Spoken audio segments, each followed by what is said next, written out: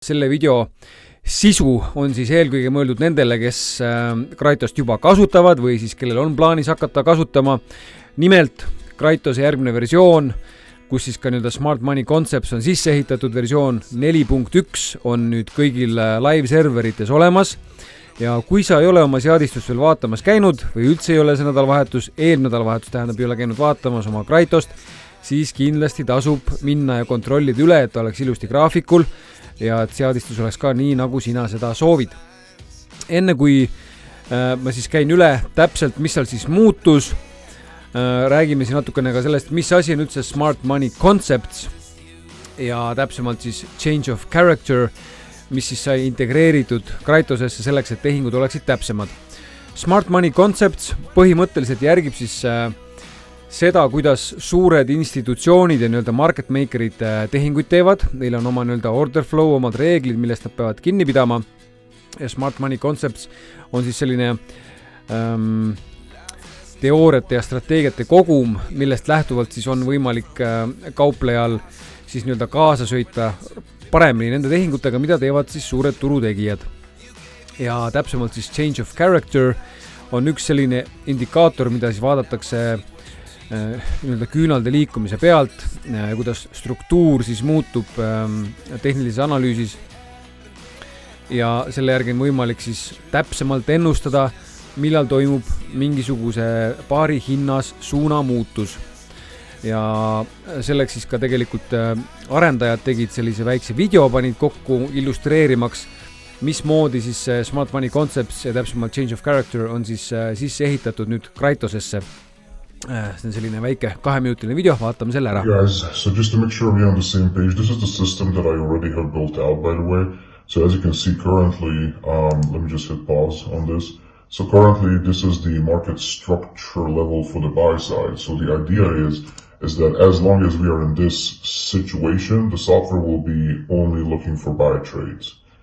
And as you can see, the last market structure level now here is to the sell side. So we are only going to be looking for sells if this level is broken. As long as we are above this line, we are only going to be looking for buys. So for example, in this case, you can see that we are within the sell. Okay, now we are above the sell, so we're only looking for buys. So the last, okay, there you go. We're still only looking for buys. You're still only looking for buys, and as you can see, it keeps on going up. And the only time we're going to switch to look for sells if the last market structure level, which is here, is broken. So the second this is broken, that's where we're going to be looking at sells only, but we are still in buys. And as you can see, this thing just keeps on going up and up and up. We're still only looking for buys. Also keep in mind that the quantum strategy might not gonna allow you to enter into buy trades at the very top, because obviously if it's extremely high, then you will be prevented. But we are still only looking for buys, and this is the point we're only looking for sells, because this level was broken. So now we are still only looking for sells. We are above the sell, so we are looking at buys again. And if this is broken, we are indeed gonna be looking for buys again.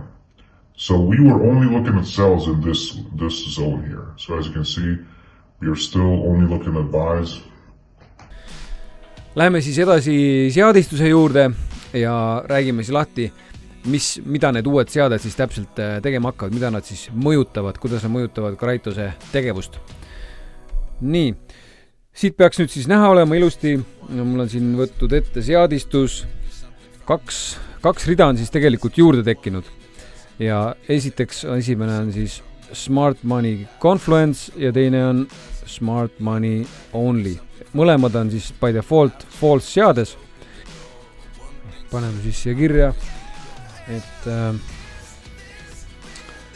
need seaded rakenduvad vaid esimese tehingu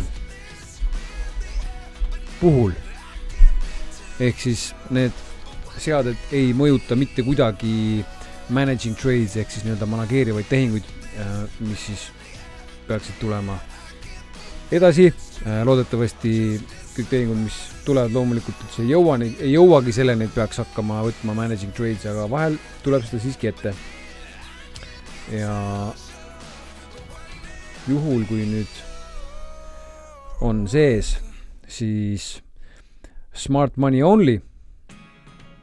Paneme see joone. Ja kui on ainult smart money sisse lülitatud, mis ta siis teeb? Siis Kraitos võtab rohkem tehinguid ja kasutab ainult CHO ehk siis change of character indikaatorit. See on siis seesama asi, mida ma seal videos näitasin, see mis siis oli selles arendaja videos. Ühtegi muud sisenemise kriteeriumit ei kasuta. Ehk siis kõik see special sauce, mis siiamaani aitas võtta Kraitosel tehinguid, neid ta ei arvestada, lähtub ainult smart money concepts, ainult change of character siis indikatsioonist ja mis ta teeb on, üks asi tuleb veel see kindlasti kirja panna, et ta avab kohe tehingu. Nii, aga kes tahab olla siis rohkem on the safe side, siis on see muidugi loomulikult võimalik. Selleks on siis see teine seadustuspunkt ehk siis smart money confluence. Ja smart money confluence tähendab siis seda, et kasutab kõiki sisenemise parameetreid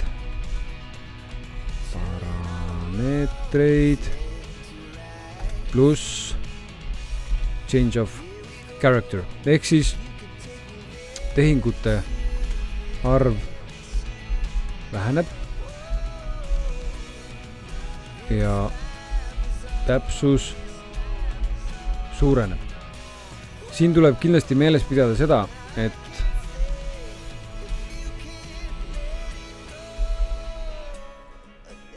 see rakendub ainult initial trade.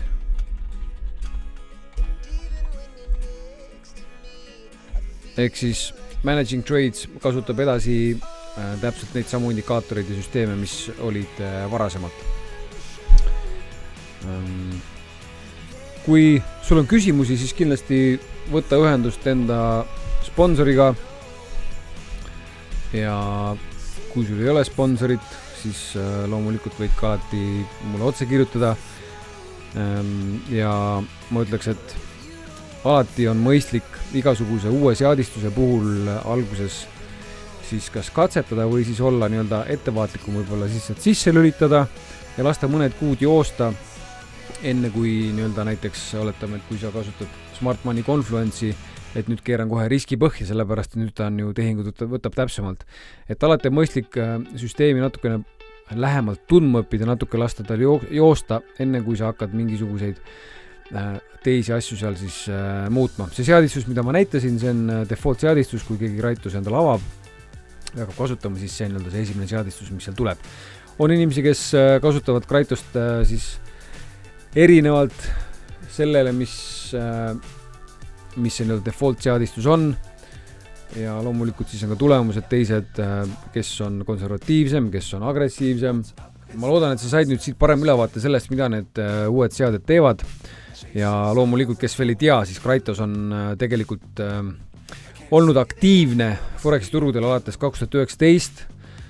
Avoria platvormile jõudis ta siis tegelikult eelmise aasta lõpus, kui seda hakati testima ja klientidele siis jõudis tegelikult selle aasta alguses. Et kui rääkida nüüd tulemustest, siis ma võin näidata enda kontot korra, et siin on siis näha minu konto, ma olen siia kogu aeg pannud kapitali juurde selleks, et mida rohkem kapitali seal on, seda madalama riskiga ma saan seda jooksutada. Hetkeks on siis maht kuskil $12,400 umbes ja siin on siis võimalik näha erinevad kuu tootlikkused, keskmiselt 4-5% kuus monthly on 4,68, maikuust alates on jooksnud ja isiklikult pean ütlema, et olen väga rahul, et win rate on 69%, profit factor on 2,52, kui profit factor on üle 1, siis see on juba tegelikult päris hea. Vaatame ka siit ühte teist kontot veel. Nii, see on nüüd üks arendajakonto siis Dominic. See konto on jooksnud siis alates 22. detsember, ehk siis eelmise aasta detsembrist. Või süüte 22. detsember 2022 pandi see käima ja see on teinud keskmiselt 5% kuus kasvu. Ehk siis üsna pea saab aasta täis ja praegu siis novembri lõpuseisuga on 65% kasumit teinud, mis ei ole üldse paha tegelikult. Ja vaatame ühte kontot veel, mis on samuti live konto. See on jooksnud siis selle aasta märtsikuust ja see on siis teinud kuskil 5,72% kuus keskmiselt. Drawdown on muidugi ka natukene suurem, 30% kanti. Vaatame siis ka, kuud on kõik olnud kasumis, küll varieeruvad siin. Ja kui vaadata nüüd nagu suuremat pilti, et mul on ju 12 000 konto, aga kui on, ma ei tea, 3, 4 või 5 000 näiteks alustamiseks ja lihtsalt, või isegi vähem, või isegi 1000 näiteks. Et proovime teha siin väikse kalkulatsiooni. Oletame, et keegi paneb 2000 sisse, iga kuu paneb sinna 300 juurde. Esimese aasta lõpuks, võtame siit keskmiselt 4, paneme 4,5, kuldne kesktee siis. Esimese aasta lõpuks võiks olla siis kuskil 8000-ni see summa kasvad. See on siis tänu liitintressile ja kui me vaatame siis, kui palju sellest on siis kasum, kuskil 2400, siit võtta veel kasutustasu maha, jääb kuskil 1000 ringi jääb siis kasumit esimeseks aastaks, mis on kuskil siis 50% kasvu, 50% netokasvu esimese aasta lõpuks, mis ei ole üldse paha. Nüüd kui näiteks jätame selle summa samaks, aga võtame selle maha, siis esimese aasta lõpuks põhimõtteliselt oled break even, kui võtta kasutustasud arvesse, aga siis esimese aasta lõpuks on sul siis konto maht kasvanud kuskil 3400-ni, mis on juba päris hea. Kui me võtame nüüd näiteks selle sama 3400, vaatame, mis siis teise aasta lõpuks on. Teise aasta lõpuks on siis kuskil juba suurusjärk 45-50% net profitit ees, mis ei ole üldse paha. Et selle jutu mõte on tegelikult see, et need ei ole kindlasti kiiresti rikkaks saamise tööriistad. Selles mõttes, et need asjad võtavad aega ikkagi ja tuleks arvestada sellega, et aasta 2, 3, 4, 5 võib vabalt minna aega enne, kui sa hakkad nägema seal mingisuguseid olulisi summasid. Ja loomulikult alati ka Forexiga riskid seotud, aga lihtsalt teised varaklassid ei paku sellist tootlust ja loomulikult on ka siis Forexi puhul tegelikult riskid mingil määral suuremad. Loodan, et sul oli sellest videost kasu. Kui sul tekib mingisuguseid küsimusi, siis kindlasti võid ka mulle otse kirjutada. Kui sul on olemas sponsor, siis võta oma sponsoriga ühendust, kui ei ole sponsorit, aga on huvi, siis loomulikult võid ka kirjutada.